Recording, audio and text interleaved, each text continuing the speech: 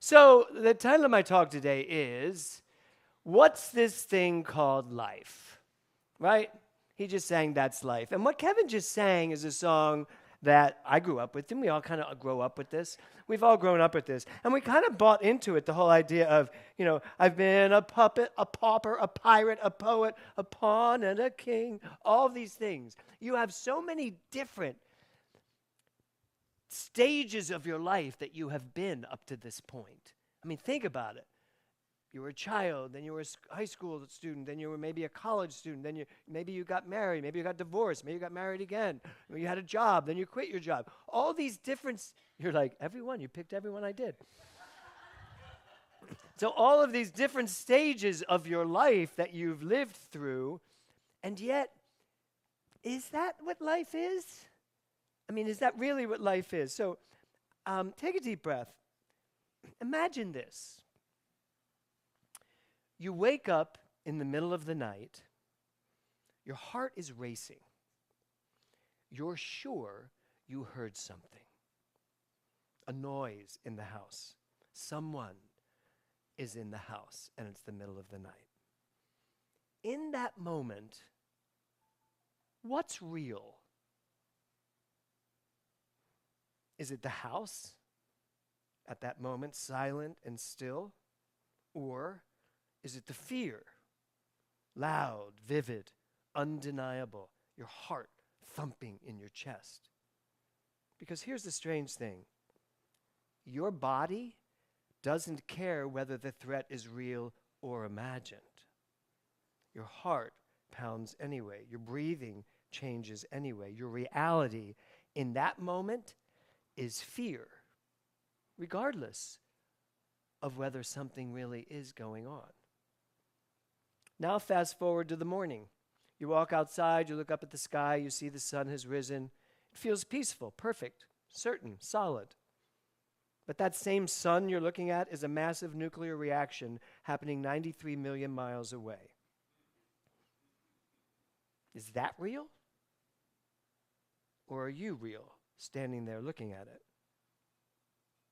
So which is reality? The calm beauty you feel, or the violent physics that make it possible, or the night you had before, which is still in your memory? Is life what you make of it, or is there an objective life that exists without you? So the title of my talk today is, What's This Thing Called Life?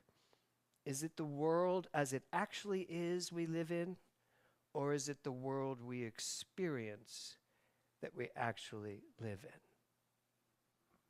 I love all of your faces looking at me right now. But it's a really important question. And it's important in this month of forgiveness, because I'll go back to what Caressa said. Is that moment where she accepted a job real, or is it just her understanding of what was going on, or the woman's that lost the job, her understanding of what's going on?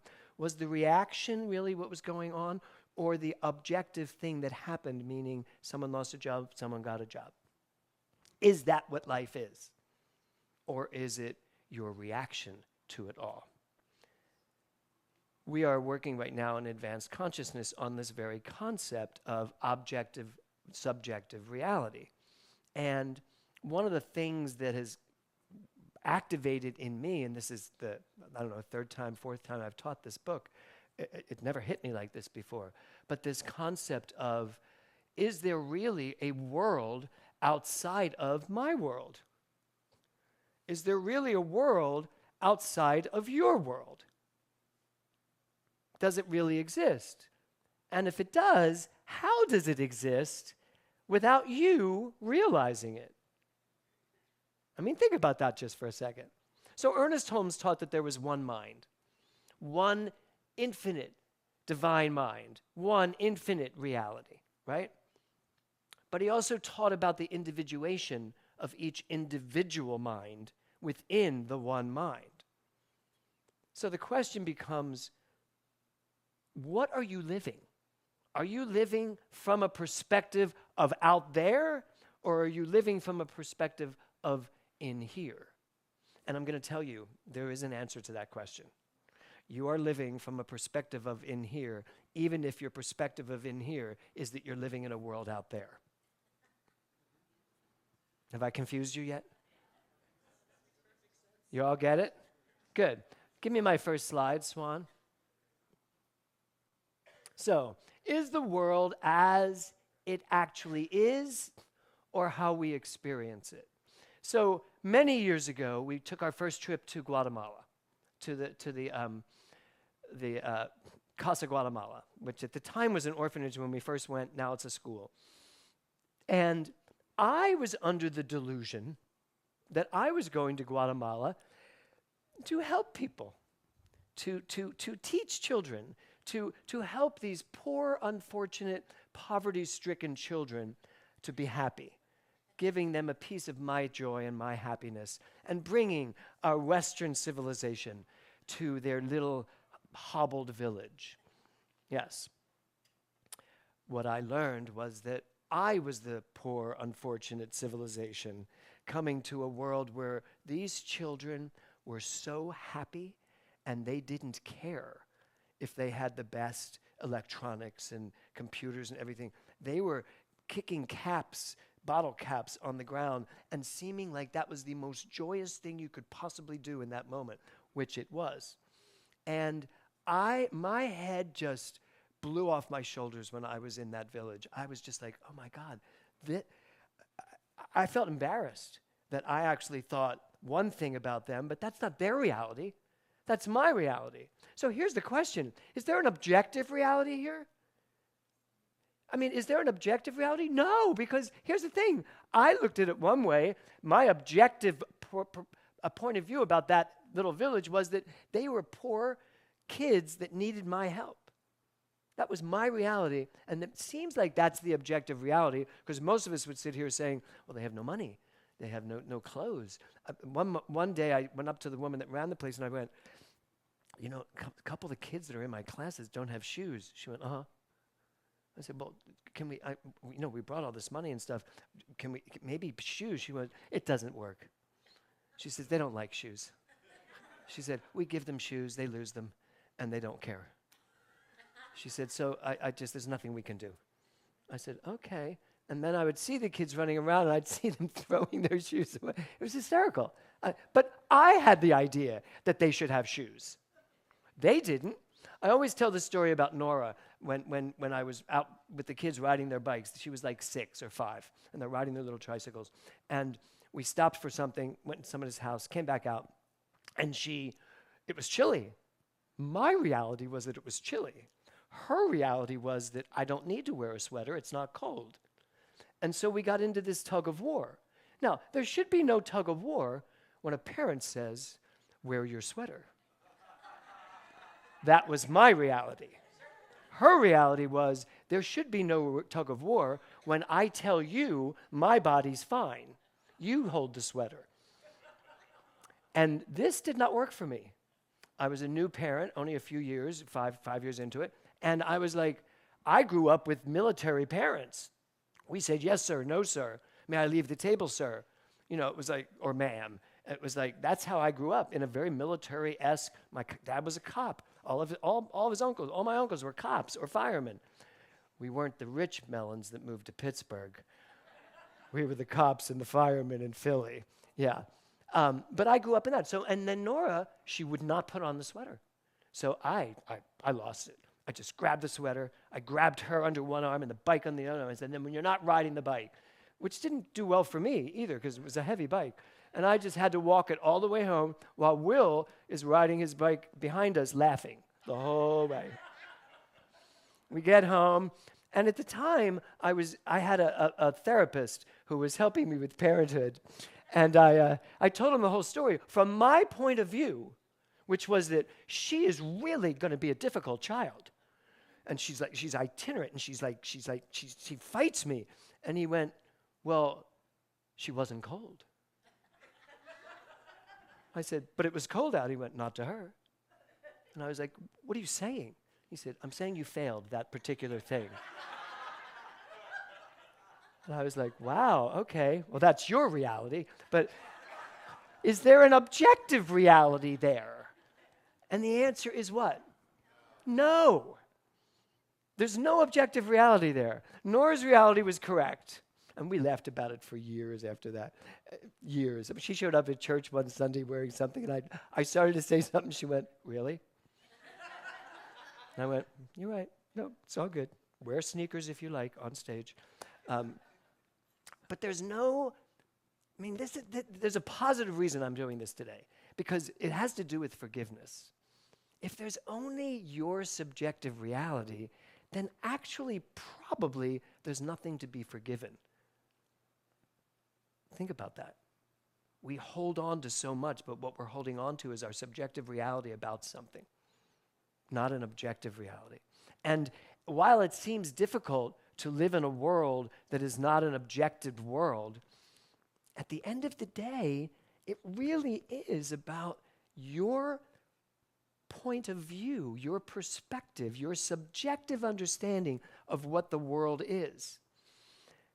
The issue comes into play when you allow this idea of an objective reality to inform the way you think, to inform what you believe. Because now, even though you're creating it from your own subjective reality, you're letting all of that dictate what you're thinking and believing. Thus, we believe getting older is going to do something to our bodies.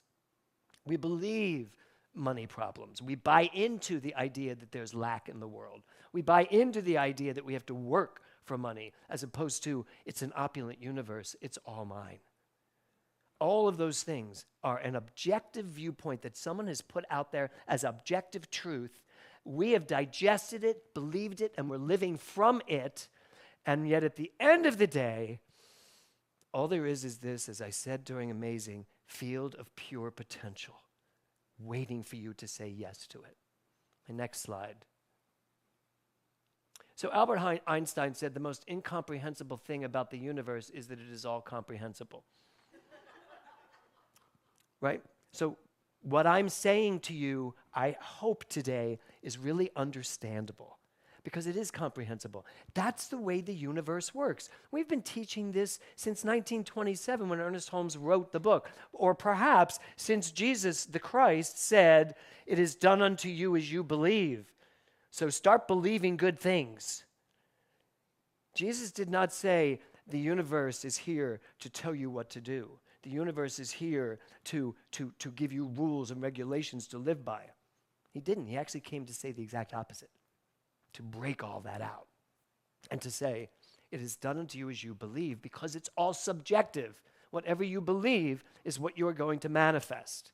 And I guarantee you, every one of you is sitting here today with some belief or some core belief system that is not really serving you very well. You're buying into a lot of stuff. Next slide. There are no facts, this is Nietzsche, there are no facts, only interpretations. So how are you interpreting your life right now? How are you interpreting your body? How are you interpreting the state of your financial world? How are you interpreting your relationships, your marriages, your divorces, your friendships? How are you interpreting them? Every time you give an interpretation, if you would back it up and see why you feel that way, you'd have a much better understanding on how the world works, how the universe works. Because if you back it up to beliefs and say, oh, I believe this because Joe Dispenza was told he would never walk again. He didn't buy that. He refused to buy that. And he has a full, vibrant career because of what he did to himself. Louise Hay only had the career she had because she walked away from ovarian cancer that was supposed to kill her within months, by working with Raymond Charles Barker, who said, none of that is real, and stop talking to them. We are going to move past this. And she did, and therefore had this luminous career, because she showed us the very thing I'm talking about, that there are no facts, only interpretations. So where are your facts being interpreted by a core belief system that no longer serves you, or a core belief system that you've somehow bought into? that you don't need to continue buying into. Next slide, Swan, thank you. So Aeneas Nin said, we don't see things as they are, we see them as we are. So the work is to back it into you, to back it up, to find out, who are you? What do you believe? What do you think? You know, the many times we've gone back to Guatemala, I've gone there, how many times now? Maybe 7 or 8 times. Eric's gone, Marilyn, Scott's gone, Lisa's gone, you know, Kevin goes. And I brought my children there for a really, really strong reason. They had so many problems and issues growing up in Southern California as children of people who gave them everything they could possibly need and more. Everything. The newest of everything. And I wanted them to go to Guatemala to see what it's like to live with none of it. And Nora went first. She just broke into tears halfway through the week. And she came back a changed girl. She did. She wanted to help people more. She was just kinder. She was always kind, but even more kind. She came back with a real concept of everything's here. We have everything we need. We will always have everything we need. It's right here. And then Will went. A couple years right after Nora passed, Will went. And we watched him that year just play with the kids in such a beautiful way. And he got it too. He really got it. He understood this idea that we don't see things as they are. We see them as we are. So our job is to pay attention to what we're seeing and what we're perceiving about it. Every time you feel yourself judging something, don't you get a little something in you when you start to judge? I do. I feel it. It's not about what you're judging.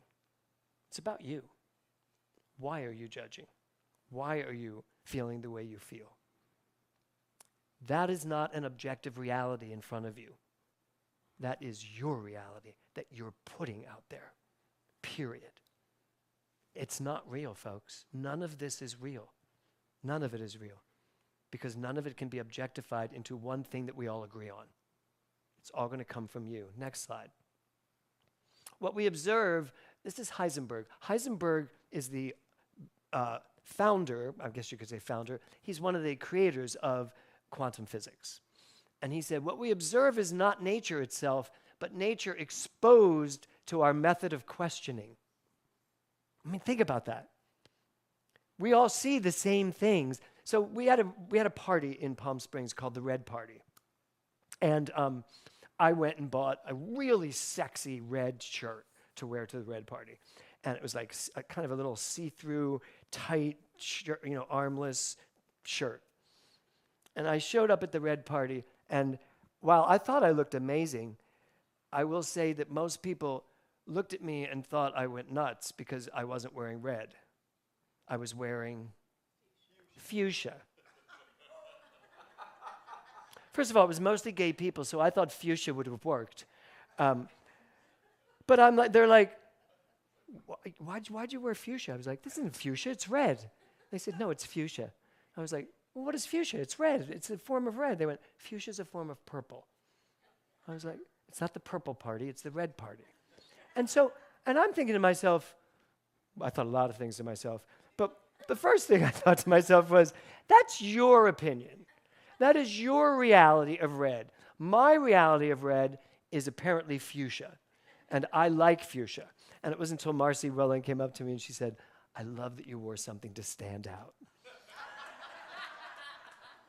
Now, the truth is, at the store, didn't it look red? The lighting there. You let me buy it. So I thought it was red, but it really, really, really points to what I'm saying here today. It's all perspective. Even though the entire room was wearing red, I don't think anybody else had fuchsia. It really was red. I mean, they know how to do the Red Party in Palm Springs. Even though it was all red, that doesn't make my red wrong. Really. But if I bought into the prevalent idea that red is only this, then I would never have been wearing fuchsia. which I thought was the highlight of the party, personally. But nature exposed to our method of questioning. Every single person here looks at a tree, and frankly, even though you think there is an objective thing called the tree in front of you, there's not. There's just your experience of the tree. Now, it gets into these questions, and people ask this, right, Doug, all the time. Well, if I'm not there to see it, is it not there then? And I always have to say, did anyone say that? Did we even say that in this presentation? That if you're not there, the tree's not there. That's not the case. But the tree, when you see it, is only there the way you see it. Because energy is the only, for me, objective reality. Energy itself. That tree is really nothing but a ball of energy moving and interacting. Everything in this room that's solid is just energy moving and interacting. And it only shapes and shifts based on what Craig Lincoln sees for Craig Lincoln's life. That's how that works. So I guess the real point today is, what are you willing to see? And are you willing to see it from a perspective of a perfect design within you and not what you've been told or what you've been taught or what you've taught yourself from your past? Next slide. Paul Levy, whose book we're reading, said this: "We are participants in creating our own reality. The world is not something that just happens to us." That is a powerful statement. The world is not something that happens to you. This government is not something that is happening to you. This world we're living in is not something that is happening to you. Your view of it subjectively is moving it in some direction. What you see, what you are willing to see, what you are willing to put your energy into shifts the energy of whatever it is you're looking at. And way too many people are buying into the concepts that we're all regurgitating today. Because I guarantee you, there are some people that are looking at the world and saying, we are moving in a direction that will take us right where we need to get to. There are people that are willing to see from a deeper sense of well-being. We've been through many, many, many instances like this in the history of the world. It's a bleep at the end of the day. Those that are willing to know that and to put their consciousness in place from that place of pure divine love, knowing who you are, that you are not the objective world in front of you, you are that which is viewing it from your own point of view. And I guess that makes me ask the question, how do I get my point of view? Right? Where do I get my point of view? Am I getting it from MSNBC or MS Now? Am I getting it from Fox News? Am I getting it from Reuters? Where am I getting my point of view? Where am I getting my objective reality? And if you're getting it from any of that, you're not getting an objective reality. You're still only getting your reaction to what you're listening to. There will be people that listen to Fox News and buy every word of it. There are people that listen to Rachel Maddow and buy every word of it. Why? Because their subjective viewpoint attracts that. So what I'm really saying here today is it's time for us to get out of the objective world and step into the absolute, a spiritual world, a place where everything is pure potentiality, and then make decisions. What do you want to see? What do you want to see? And start operating from that perspective. Next slide. Paul said, well, our perception of the world tells us more about our state of consciousness than it does about the world itself. So it really does behoove us to start asking ourselves, what am I thinking? What's my perspective? And when you have these viewpoints, ask yourself, why? And you can prove it. You can probably sit there and go, well, of course I feel this way. Look at what they're doing. That's not the right answer. The real answer is, why do I feel this way? Why do I see it this way? And what's possible for me? Next slide. So forgiveness. Is whatever that's going on for you real? Did you find it, Swan?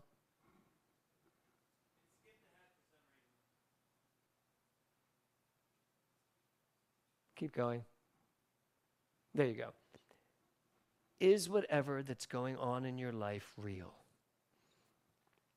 I knew coming in here today that this was going to be a very interesting talk for me, because these concepts are hard to grapple, to grasp. These concepts can be very heady, but for me, they've dropped into my heart. This idea of what's real in the world. What is there such a thing as the objective reality of the world? Or is it really all me? I love it when it's all me. Don't you?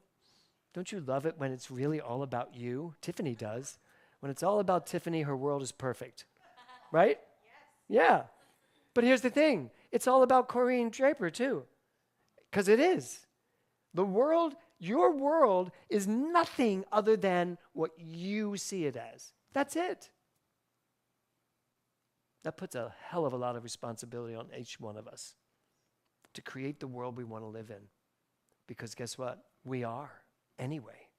So instead of buying into the world that's there, start creating the one you want. Final slide. Life is a mirror and will reflect back to the thinker what he thinks into it, Ernest Holmes. As you see there, there's a pawn. A pawn. Look at that. A pawn who sees itself as a king. A pawn and a king. I didn't even know that when I did that slide. Right? So, a pawn can see itself as a king, but you can flip that mirror around and a king can see himself as a pauper. You, as the infinite potentiality, the infinite greatness of the universe. You, as everything that you could possibly imagine, right there at the center of Lisa Carey. That's all of it is you. You could also see yourself as a pawn. And therefore, the universe says, okay, I'll give you that. You could see yourself as the most talented, amazing, vibrant. Tom Cruise came up again this weekend, and I said, there's one thing I'll tell you about Tom Cruise. He never, ever, ever, ever saw himself as anything but one of the most successful actors in the world. Even at 18, when he was like 5'6" and pimply and not very handsome, really cute, but nothing to really shake a leg at. He was like, I'm going to be the greatest actor in the world. And we're all like, great, have fun. But he knew. That's him. He knew. His subjective reality flew in the face of everything they were telling him. Everything. Casting directors. His own agent was telling him, I can maybe get you some TV work. And he fired the guy. He said, you know what? You're not the right agent for me. I want movies. He's like, yeah, you're 5'6". You're not going to be getting movies. He's like, yep, you're fired. He knew. That's the perspective. That's subjective reality. That's you deciding who you are and not letting anything outside of yourself tell you anything different, no matter what. And if you go inside and find the reasons why you are less than, then you are not in the right place. Back it up even further to an instinctive and an inspiring knowing within you that knows who you are. So, final slide. What's this thing called life? That's the answer to the entire talk. And if I can live in the then I can make anything happen I want to make happen. Because means there's no objective reality. There's just what I say it is. And what I say it is good. Namaste.